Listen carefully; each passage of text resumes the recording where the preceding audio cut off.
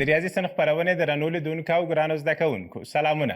په دې هیله چې روغ او جوړ به یاست او ستاسو ګلالیو زده کوونکو درسونه به هم په خیر روان وي، ځکه چې تاسو په درس ویلو سره خپل راتلونکی جوړوئ او په حقیقت کې یو آرام او هوسا ژوند ته پانګونه کوئ. نو هڅه وکړئ چې ښه درس ووایئ، له خپل استعداد سره سم زحمت وباسئ، خپله تحصیلي رشته او موخې سر له اوسه وټاکئ او له یو منظم پلان سره پر مخ ولاړ شئ ترڅو بریاوو ته ورسیږئ او ځان، کورنۍ، ټولنې او په ټوله کې هیواد ته خدمت وکړئ. درنو لیدونکو، په پایل کې به د نننۍ خپرونې د زده کړې موخه په ګډه سره وګورو.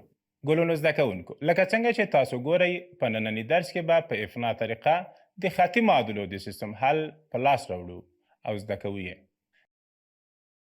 ګرانو زده کوونکو، د خطي معادلو سیستم په بیلابیلو طریقو حل کېدای شي، چې له هغوی څخه یوه طریقه د افنا طریقه ده چې زموږ د ننني درس موضوع ده.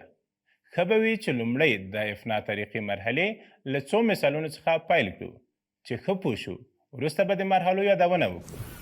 د خطي معادلو سیستم چې تاسو ګورئ x جمع y مساوي له 5 سره دا لومړۍ معادله ده او همداشان x منفي y مساوي له -3 چې دویمه معادله ده. ډېر ښه خوږو زده کوونکو، راځئ چې په دې مثال کې د خطي معادلو راکړل شوی سیستم د افنا په طریقه حل کړو. په افنا طریقه کې لومړی هڅه کوو چې د دوو معادلو په جمع کولو یا تفریق سره په دواړه معادلو کې هغه مجهول له منځه یوسو چې په مثال کې راکړل شوی. په لومړۍ معادله کې د وای علامه مثبته او په دویمه معادله کې علامه منفي ده.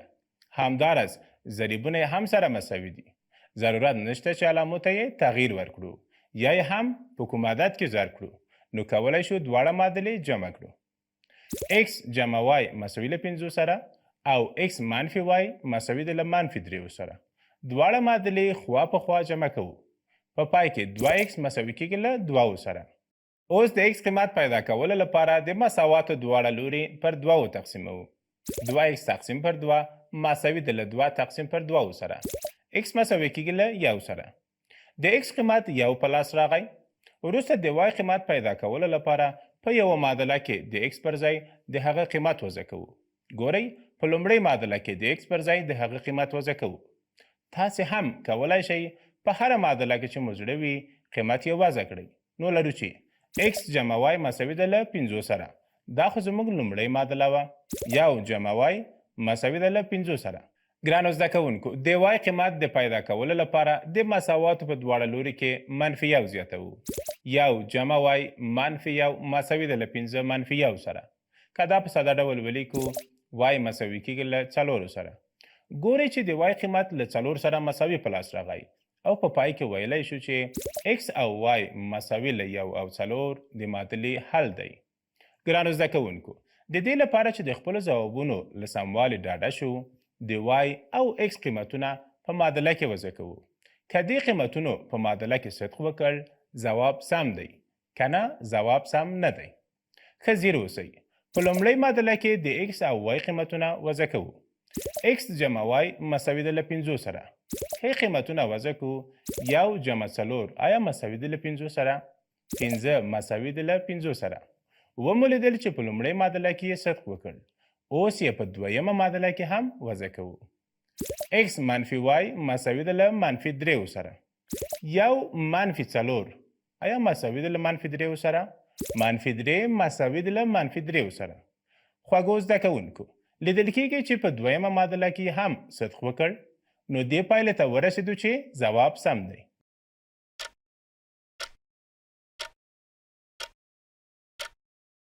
د ریاضي صنف خپرونې درنو لیدونکو، لومړی مثال خو مو ولیده. اوس غواړو یو لږ پیچلی مثال تاسو ته حل کړم چې ښه مو زده شي. په دې مثال کې د معادلو متفاوت ضریبونه راکړل شوي دي. نو څنګه دا سیستم حل کړو؟ ګرانو زده کوونکو، ځیر شئ. که چیرې ضریبونه سره مساوي وي، نو ضرورت نشته چې د معادلو په لورو کې کوم عدد ضرب یا تقسیم کړو. خو که د راکړل شوو معادلو د مجهولونو ضریبونه سره مختلف وي، په دې صورت کې د معادلو اطراف په داسې عدد کې ضربوو چې په موجوده مجهولاتو کې د یو مجهول ضریبونو سره مساوي شي. وروسته یې له یو بل سره جمع یا تفریق کوو چې په پایله کې معادله په یو مجهوله معادلې بدلیږي او د نوموړې معادلې د مجهول قیمت پیدا کوو. تر هغې وروسته یې په راکړل شوو معادلو کې د مجهول په ځای وضع کوو او د بل مجهول قیمت لاسته راځي. راځي چې په ګډه سره په مثال کې وګورو. درنو لیدونکو، د خطي معادلو دا سیستم هم د افنا په طریقه حلوو او لکه څنګه چې مو وویل د افنا په طریقه کې لومړی هڅه کوو دوه معادلې له یو بل سره جمع یا تفریق کړو، یا هم په معادلو کې له یوې یا دواړو سره یو مثبت یا منفي عدد ضربوو.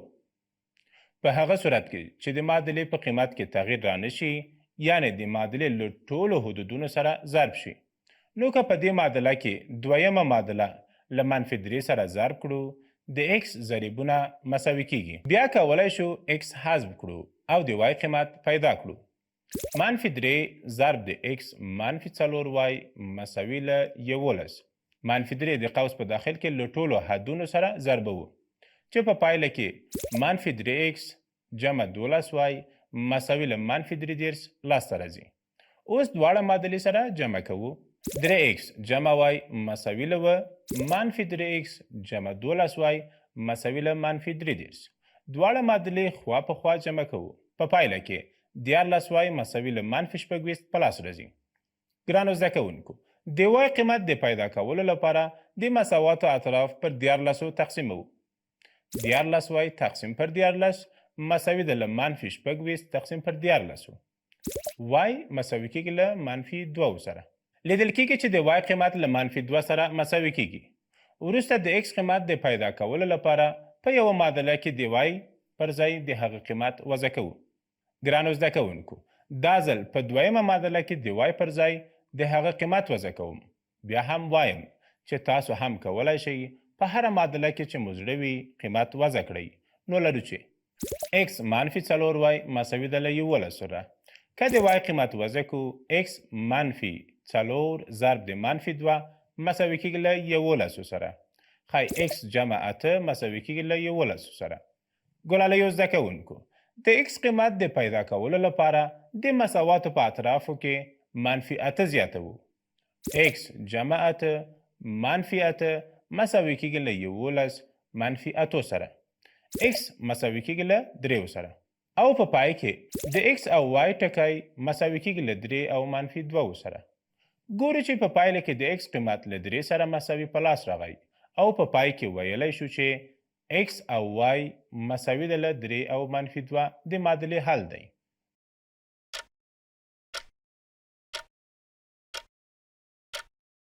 د ریاضي صنف درنو لیدونکو او ګلالیو زده کوونکو، خدای دې وکړي چې په افنا طریقه د خطي معادلو د سیستم حل به مو په ویل شوو مثالونو کې زده کړی وي.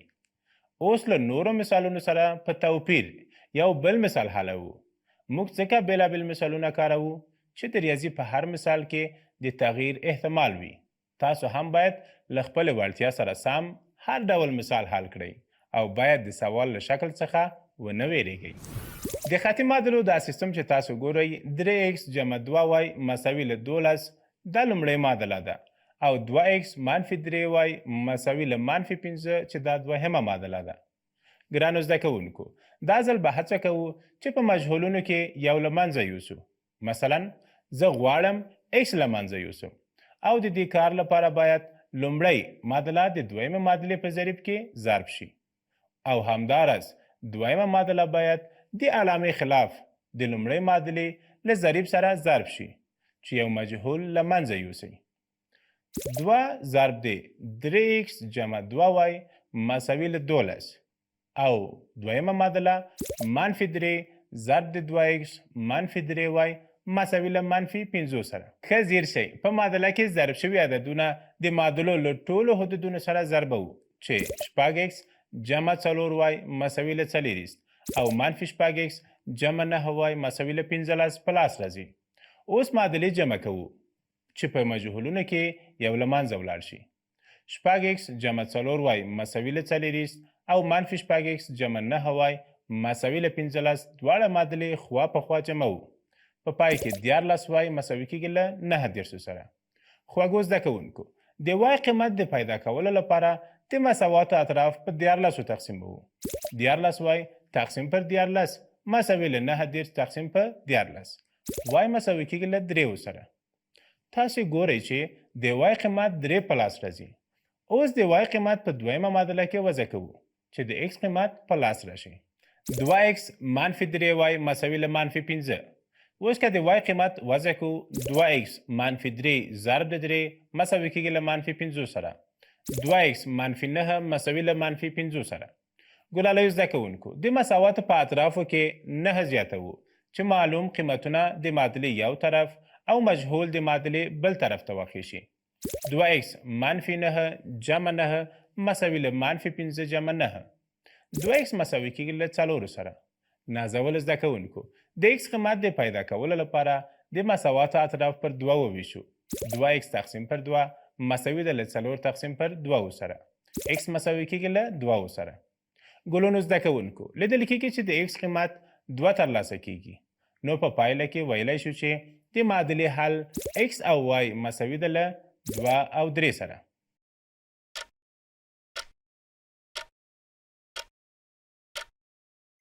د ریاضي صنف درنو لیدونکو لکه څنګه چې مو په ننني درس کې ولیدل په افنا طریقه د خطي معادلو د سیستم حل په څو مرحلو کې ترسره کیږي چې هره مرحله یې موږ ګام په ګام په یو شمېر مثالونو کې وویله او زده مو کړه. اوس د خپرونې په پای کې د ننني درس مهمو ټکو ته یوه لنډه کتنه کوو. په افنا طریقه کې د خطي معادلاتو د سیستم حل په 3 مرحلو کې ترسره کیږي. لومړی مرحله په دې مرحله کې له مجهولاتو څخه یو مجهول له منځه وړو. داسې چې د مجهولاتو له ضریبونو څخه د یوه مجهول ضریب مساوي کوو او له معادلو څخه یې له منځه وړو. دویمه مرحله لاسته راغلې یوه مجهوله معادله حل کوو او د نوموړي مجهول قیمت پیدا کوو.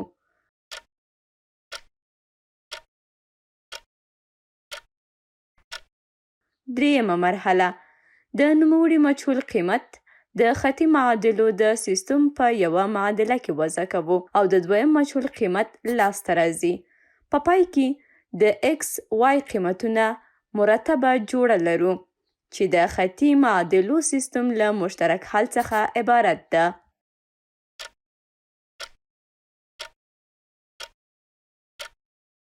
د ریاضي صنف ګلالیو زده کوونکو تل مو په یاد وي چې خپلو موخو ته د رسیدو لپاره هڅه وکړئ. لکه څنګه چې لویانو ویلي بې زحمته راحت نشته. هر کس په پای کې د خپلو هڅو په اندازه یو څه ترلاسه کوي. درنو لیدونکو زموږ د نن ورځې خپرونه هم پای ته ورسېده. تر څو چې تاسو او خپل ځیرک زده کوونکي بیا ګورم، تاسو ټول په مهربانه رب سپارم. الله مو مل شه.